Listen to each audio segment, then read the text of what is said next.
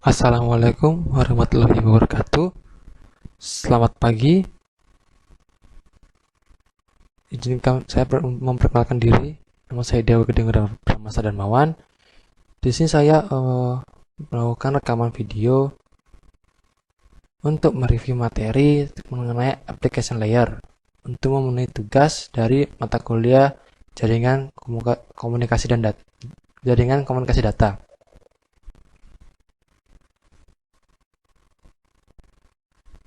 Baik, materi yang pertama akan saya review adalah application layer itu sendiri.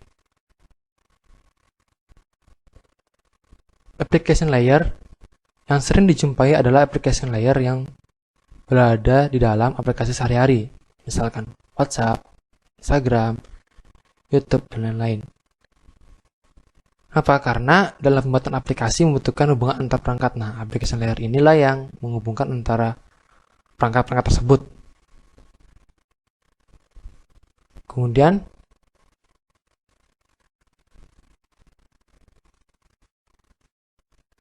karena aplikasi pada umumnya bersifat dinamis, bukan statis, jadi diperlukannya hubungan antar aplikasi. Nah, seperti yang tadi saya sampaikan, bahwa application layer ini menghubungkan antara perangkat-perangkat tersebut, sehingga aplikasi bisa berjalan di berbagai perangkat, berbagai platform. Kemudian, untuk strukturnya sendiri, application layer itu ada dua jenis. Yang pertama client server dan yang kedua peer-to-peer. Nah, client server di sini bekerja dengan cara apabila suatu perangkat klien melakukan request, maka server akan memberikan respons sesuai dengan request dari klien. Jadi, misalkan kita meminta A, maka server akan mengirimkan kita A. Jadi, kita juga ambil contoh dalam kehidupan sehari-hari, kita belanja, kita minta beli garam, maka penjual akan memberikan kita garam. Nah, kita ini sebagai klien, request-nya itu garam, dan penjual itu adalah server yang menyediakan garam tersebut. Kemudian untuk peer-to-peer sendiri, ini bekerja antara dua perangkat yang berkomunikasi dengan jarak antar perangkat yang terbatas. Untuk IP yang digunakan dalam peer-to-peer itu lebih bersifat statis, sedangkan yang digunakan oleh klien lebih bersifat dinamis.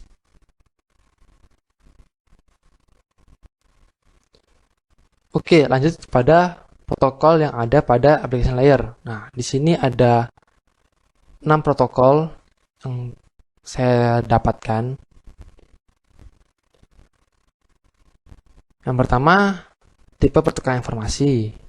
Yang kedua, sintaks pesan atau informasi, sematik pesan atau informasi, rules, open protocol, dan proprietary protocols.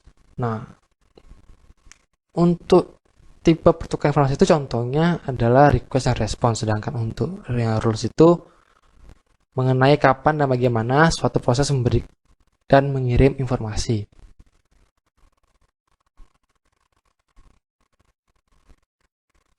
Oke, kita lanjut lagi ke layanan untuk berbagi informasi yang ada dalam application layer itu sendiri. Jadi di dalam application layer itu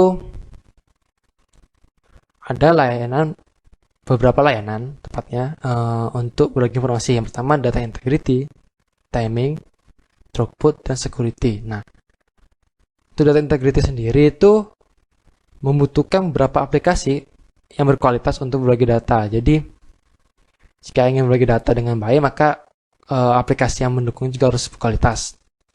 Misalnya lengkap fungsi-fungsinya juga, sehingga berbagi data pun lebih gampang dan lebih bagus hasilnya lah.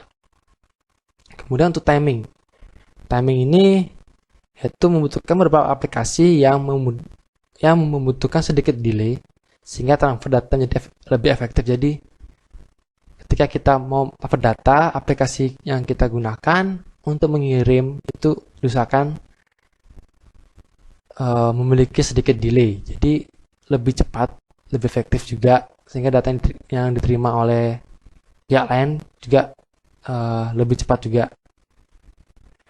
Kemudian ada throughput. throughput ini membutuhkan beberapa aplikasi yang memberi sedikit throughput supaya lebih efektif. Kemudian untuk security sendiri itu ditujukan untuk agar pengiriman data yang kita lakukan lebih aman. Baik, kita akan lanjut lagi ke TCP dan UDP. Nah, TCP dan UDP ini merupakan bagian dari application layer itu sendiri. Namun, biasanya yang saya temukan di internet, browsing itu terdapat pada socket programming. Nah, untuk socket programming itu apa? Akan kita bahas di slide berikutnya. Oke, yang tadi saya sampaikan bahwa TCP dan UDP ini biasanya digunakan di socket programming. Nah, socket programming itu apa? Itu adalah pintu antara proses aplikasi dengan end-to-end transfer protokol. Jadi, itulah yang menghubungkan antara proses aplikasi dengan transfer protokol itu sendiri. Untuk socket programming itu biasanya bisa digunakan menggunakan UDP ataupun TCP. Oke, kita bahas mengenai socket programming dengan UDP. Di sini socket programming dengan UDP itu ada beberapa ciri lah. Yang pertama, tidak ada koneksi antara client dan server. Nah, maksud tidak ada koneksi ini, jadi sebelum data terkirim atau kita mengirimkan data, maka tidak terjadi handshake. Jadi tidak ada client dan server itu nggak akan ada koneksinya. Begitu kita mengirim data, maka itu akan terkoneksi langsung ke server. Sehingga dalam menerima atau dan mengirim data, penerima akan masuk dan terhubung pada IP tujuan dan port tertentu. Kemudian dalam mengirimkan data itu sendiri, jika menggunakan socket programming dengan UDP, mungkin terjadi loss dan penerimaan acak. Nah, sehingga dari sisi viewpoint application-nya itu, UDP tidak bisa diandalkan dalam transfer antara client dan server. Nah, itu kenapa? Karena seperti yang tadi saya sampaikan, bahwa ada kemungkinan terjadinya loss atau penerimaan acak. Jadi tidak disarankan.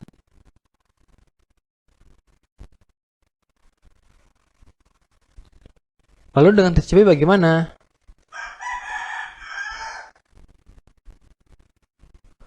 Oke, dengan TCP itu klien harus menghubungi server. Nah, kemudian karena klien menghubungi server, maka server harus menyediakan soket untuk menerima kontak dari klien.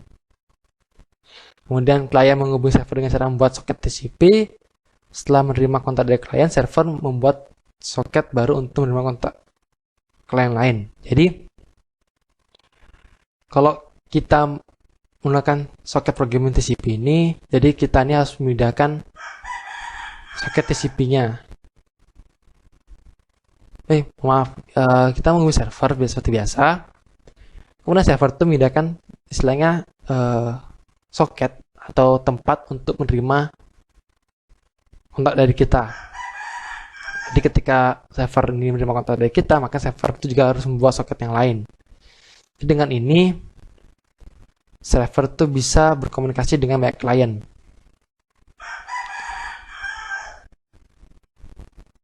Kemudian, jika melihat dari sisi viewpoint-nya application, TCP ini dapat diandalkan untuk penerimaan antara klien dan server. Kenapa?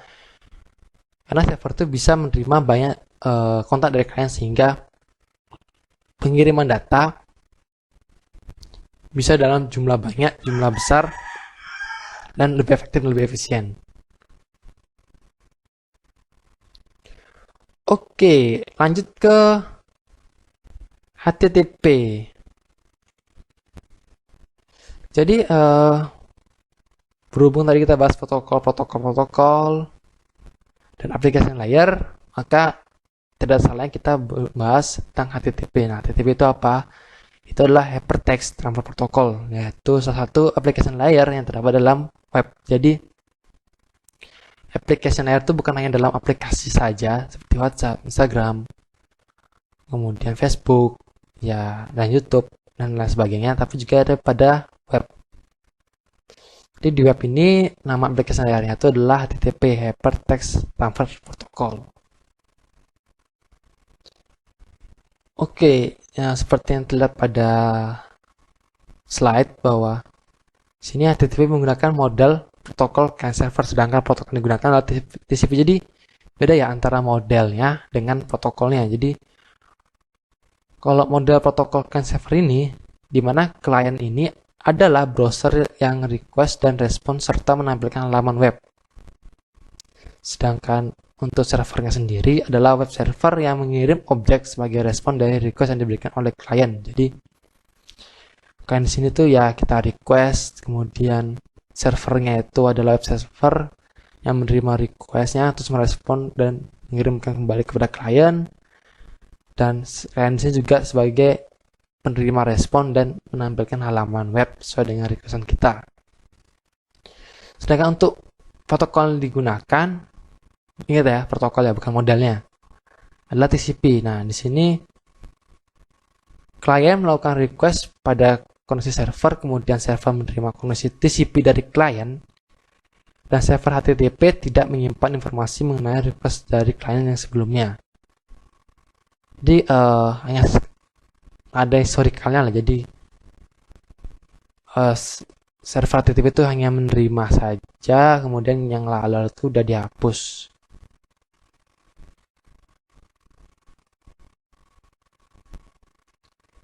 Kemudian untuk connection yang dipakai HTTP itu apa? Di sini ada dua, sesuai dengan penjelasan di materi sebelumnya juga. Ada non-persistent HTTP dan persistent HTTP. Nah, perbedaannya itu apa? Kalau non-persistent itu sebagian besar pengiriman satu objek sekali pengiriman dengan koneksi TCP, sehingga ketika mengirim objek dalam jumlah banyak maka membutuhkan banyak koneksi. Jadi atau koneksi hanya untuk satu objek. Kemudian untuk yang persistent itu berbanding terbalik dengan non-persistent, di mana kita dapat mengirimkan objek dalam jumlah banyak dalam sekali pengiriman. Jadi gampangnya untuk memahaminya itu kalau non-persistent itu satu pengiriman untuk satu koneksi, jadi satu-satu. Kemudian untuk yang persistent itu gampangnya tuh satu banyak, jadi satu pengiriman banyak satu, jadi banyak pengiriman untuk sekali pengiriman, banyak objek untuk sekali pengiriman, maaf.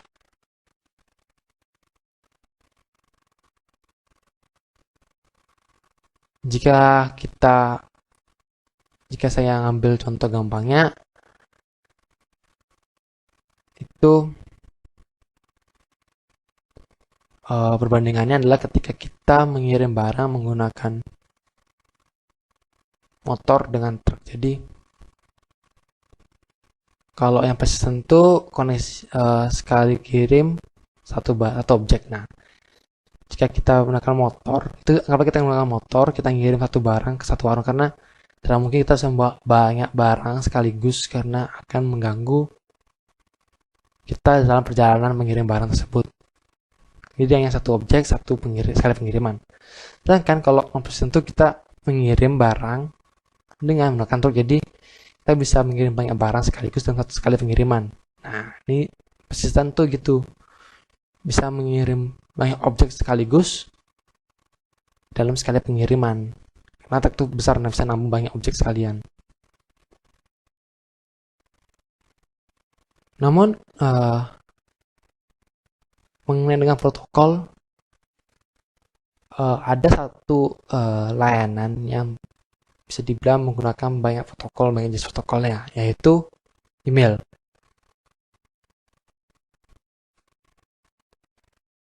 Jadi seperti tadi saya sampaikan bahwa email itu memiliki banyak protokol, yaitu ada 5. Pertama SMTP, IMAP, POP3, YAMPS, dan POP3S. Nah, untuk yang saya akan bahas itu hanya SMTP, IMAP, dan POP3 aja. Untuk yang nomor 45 yaitu IMAPS dan POP3S itu akan saya bahas lain kali. Oke, kita bahas dari SMTP atau Simple Mail Transfer Protocol.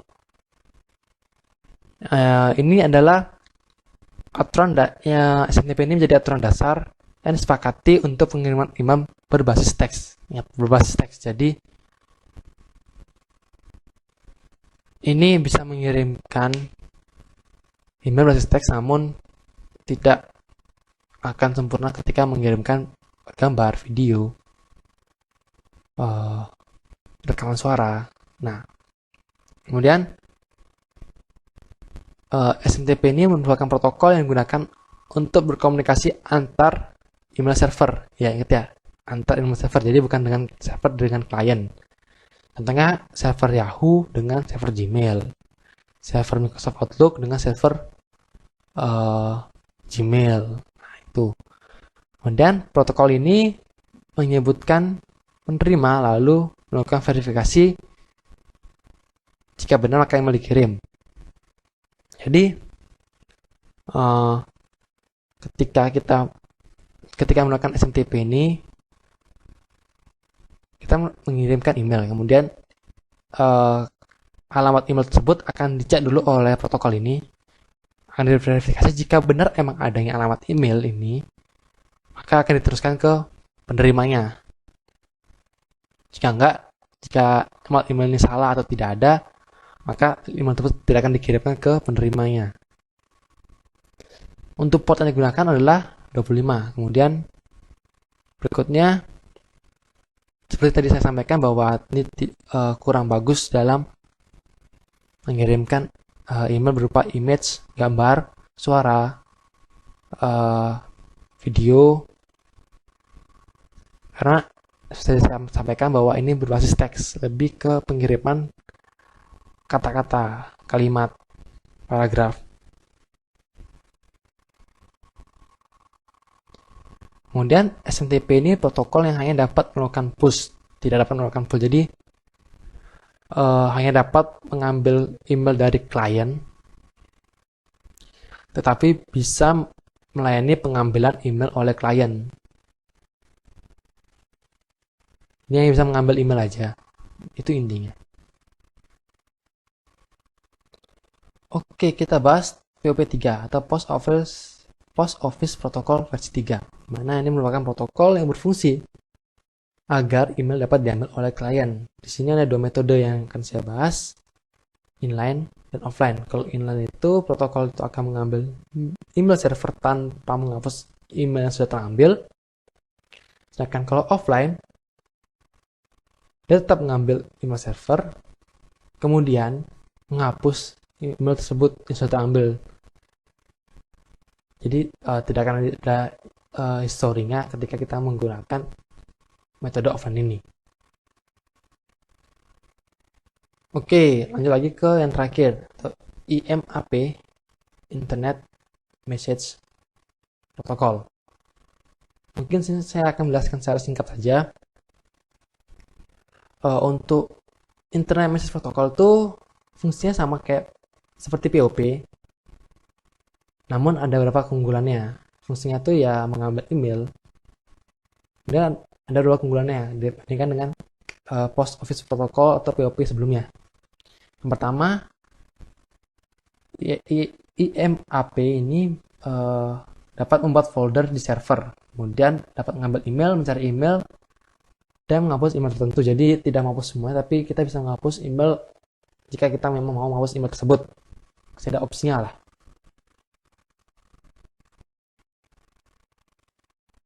Oke, mungkin sekian saja yang bisa saya sampaikan dari review materi application layer.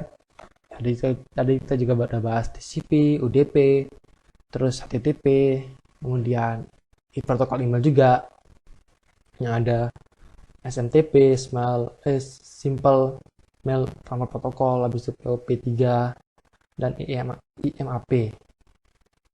Seperti yang saya sampaikan di awal bahwa Video ini bertujuan untuk memenuhi tugas mingguan dari mata kuliah jaringan komunikasi data. Saya mohon maaf pada dosen pengampus saya karena setelah saya baca bahwa syaratnya harus menggunakan VideoScribe, aplikasi VideoScribe. Nah, saya ingin menggunakan aplikasi tersebut, namun ada kendala ketika saya buka dan saya coba, laptop saya hang istilahnya. Kemudian mati black screen. Nah, saya restart lagi, saya coba lagi. Dan masih juga sama. Saya coba hingga 5 kali dan hasil sama. Jadi saya memutuskan bahwa emang tidak bisa menggunakan VideoScribe. Jadi saya mengakalinya, menggantinya dengan rekaman video melalui menggunakan PowerPoint. Jadi saya mohon maaf sebesar-besarnya kepada kampus saya tidak bisa memenuhi syaratnya. Namun saya harap apa yang saya buat ini sudah mencakup saran tugas dari Bapak sendiri. Saya ucapkan, kemudian saya juga minta maaf pada para penonton yang mungkin masih ada bingung terkait dengan apa aja, kemudian saya juga ada salah ucap, salah materi. Mungkin kalian bisa komen di bawah, kita bisa diskusi bareng, karena ini saya sadar saya tidak sempurna dalam menyampaikan review materinya. Mungkin ada lewat miss, mungkin ada juga yang kalian kurang paham juga. Mungkin sekian dari saya, kurang lebih mohon maaf. Saya tutup. Assalamualaikum warahmatullahi wabarakatuh. Selamat pagi.